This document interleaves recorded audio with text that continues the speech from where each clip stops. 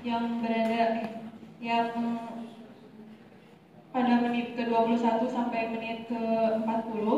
Pada materi kali ini akan ada materi yang akan disajikan oleh Hayabunga Afifah, Dias Padelvi selaku pembahas 1, M. Irfan selaku pembahas 2, dan Pilih Herdiansa selaku juru kamera. Untuk mempersingkat waktu, langsung saja ke pemaparan materi yang akan dipaparkan oleh Hayabunga Afifah. Waktu dan tempat dipersilakan.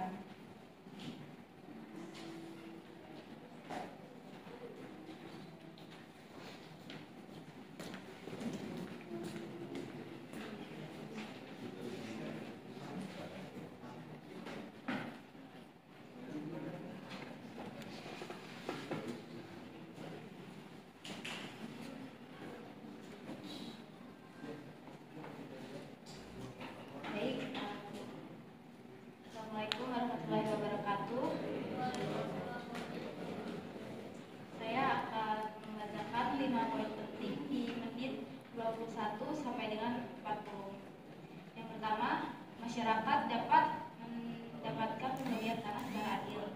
Kemudian yang kedua, adanya konflik pada perekonomian masyarakat desa tersebut yang tidak dapat melunasi sehingga sertifikat ditahan. Yang ketiga, timbulnya problematika dari perjanjian antara penerima sertifikat dengan pemilik wilayah tersebut terkait pembayaran sertifikat. Yang keempat, kurangnya perhatian dari kantor pertanahan Papua. Kemudian yang kelima, pada redistribusi tanah, proses pembelian haknya melalui konversi.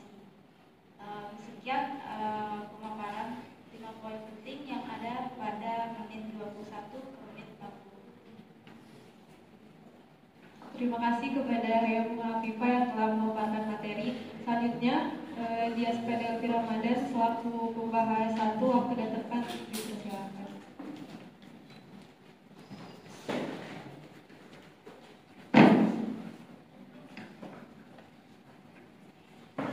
Baik, terima kasih atas kesempatannya. Mohon izin Pak Aris. Kemudian dari yang disampaikan oleh penyaji 1, saudari Hayabunga, yaitu saya mengambil poin keempat, yang mana di situ kurangnya perhatian dari kantor pertanahan Papua, atau bisa kita ambil dari kalimat ini menunjukkan kelemahan atau kelengahan dari suatu pihak kantor pertanahan. Kemudian saya mengambil teori neofungsional dengan substansi teori nomor 2, keseimbangan sistem dan integrasi sistem difahami dengan asumsi bahwa masyarakat tidak berusaha mencapai kondisi itu. Jadi sebenarnya yang dipresentasikan oleh penulis skripsi sendiri, yang mana redistribusi tanah yang harusnya tujuannya mensejahterakan rakyat malah menimbulkan beberapa problematika.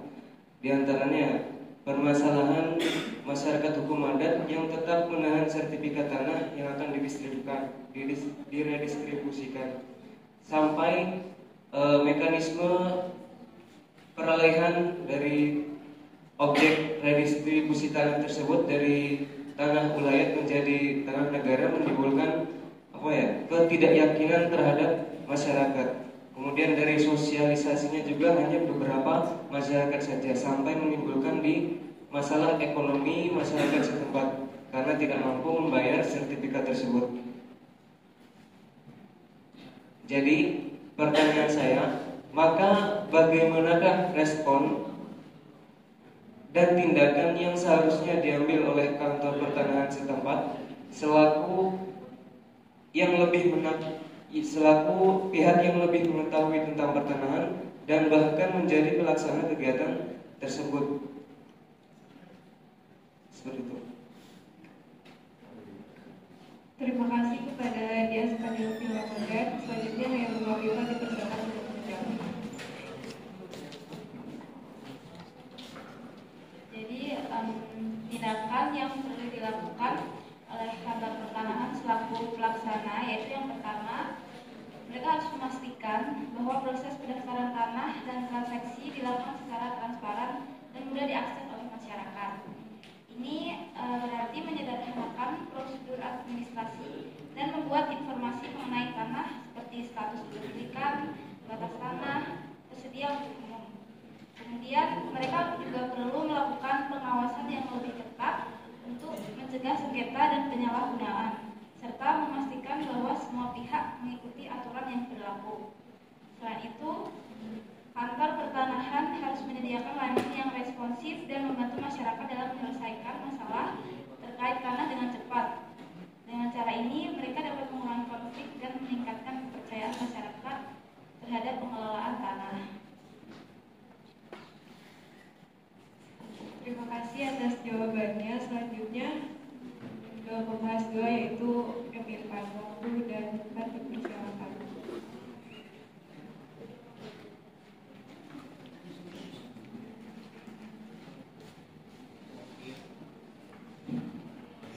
Baik, terima kasih atas waktu yang diberikan kepada saya. Saya sebagai pembahas 2 tertarik dengan poin kedua yang saudari sampaikan, yang dimana adanya konflik pada perekonomian masyarakat desa tersebut yang tidak dapat melunasi sehingga sertifikat tanahnya ditahan. Saya mengaitkannya dengan paradigma fakta sosial nomor 3 tentang teori konflik. Substansi teorinya saya ambil bunyi yang ketiga, yaitu keteraturan yang terdapat di masyarakat hanyalah disebabkan oleh adanya tekanan atau pemaksaan oleh golongan yang berkuasa. Nah, jadi pertanyaan saya itu bagaimana saudari menganalisis bahwa poin kedua yang Anda sampaikan itu dibawa ke pihak hukum. Ya. Terima kasih kepada M. Irfan atas pembahasannya. Selanjutnya, Hairul Afifah dipersilakan untuk menjawab. Jadi dari sudut pandang hukum sendiri, penahanan sertifikat tanpa proses dasar dapat dianggap sebagai pelanggaran hak milik yang didukung oleh hukum.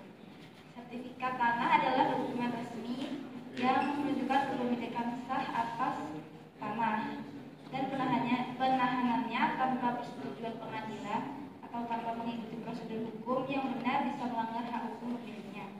Dalam hal ini, penyelesaian sengketa harus melalui jalur hukum dan dengan melibatkan pihak pengadilan untuk memastikan bahwa proses penahanan sesuai dengan ketentuan hukum dan hak-hak pemilik tanah dihormati. Selain itu, penyelesaian masalah hutang harus dilakukan dengan memperhatikan prinsip keadilan, termasuk kemungkinan mediasi atau restrukturisasi hutang agar solusi yang diambil adil bagi semua pihak.